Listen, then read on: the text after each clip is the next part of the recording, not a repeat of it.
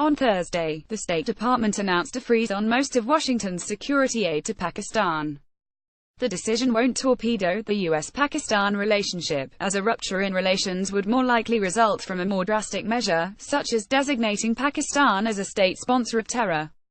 Still, a fragile partnership, already on tenterhooks, will now grow ever more tenuous, especially because cutting aid to the Pakistanis is unlikely to compel them to crack down on the terrorists that target American troops in Afghanistan. In other words, Pakistan won't do what America wants it to do.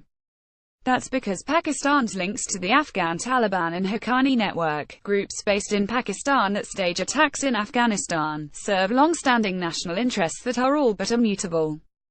Consider that these groups push back against the presence of Pakistan's arch-enemy, India, in Afghanistan. The Taliban and Haqqani network may be fighting Afghan and American troops, but they're also virulently anti-Indian and have attacked Indian targets in Afghanistan.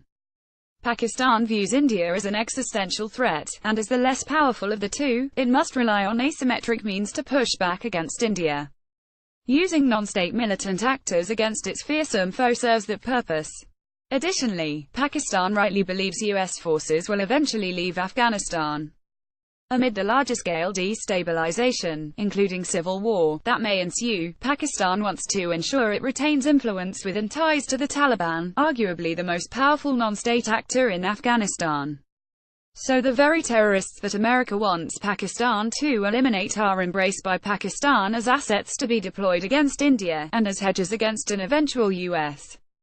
withdrawal from Afghanistan. For Pakistan, ties to terrorists amount to a strategic imperative. Being deprived of aid, even hundreds of millions of dollars of it, won't change this calculus. It's not as if the aid suspension will dare a devastating blow to Pakistan. It can compensate by tapping into its deep security partnerships with Saudi Arabia and China. Pakistan has weathered previous U.S. aid suspensions, and this time around should be no different. It's hard to say what can be done to change Pakistan's policy toward terrorists. The Trump administration has suggested it may resort to punitive actions that go beyond aid cuts. The implication is that draconian measures could eventually bring Pakistan to its knees and cause it to capitulate to U.S. demands.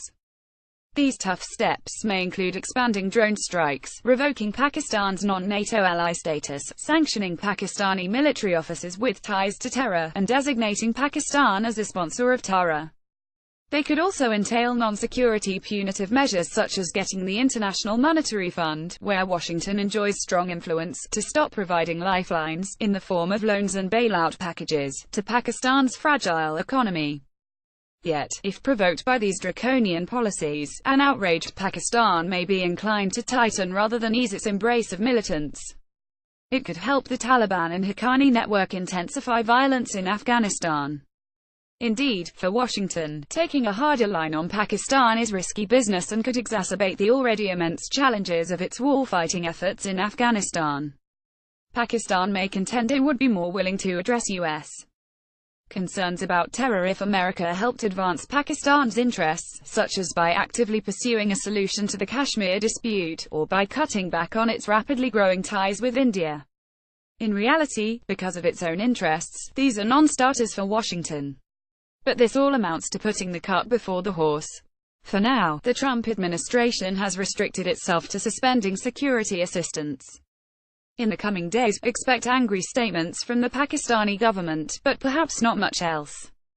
Some analysts have suggested Pakistan may retaliate by shutting down the supply routes on its soil used by NATO vehicles to access Afghanistan.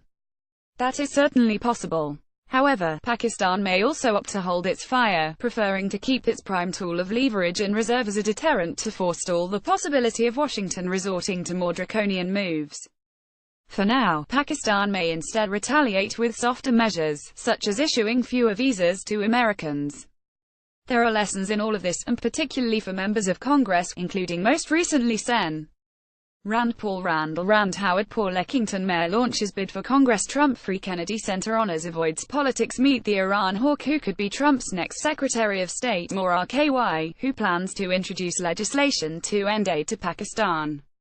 Aid cuts to Pakistan can convey strong messages of unhappiness about Pakistan's policy toward terrorism, but they can't be expected to induce changes in Pakistan's behavior. In the context of US-Pakistan relations, the core impacts of aid cuts are symbolic more than substantive. So the best way to pitch a bill to Americans about ending aid to Pakistan is to emphasize the benefit not for US foreign policy, but for the US economy. It puts money back in the hands of the American taxpayer. Michael Kugelman is Deputy Director of the Asia Program and Senior Associate for South Asia at the Woodrow Wilson International Center for Scholars in Washington, D.C. Follow him on Twitter at Michael Kugelman.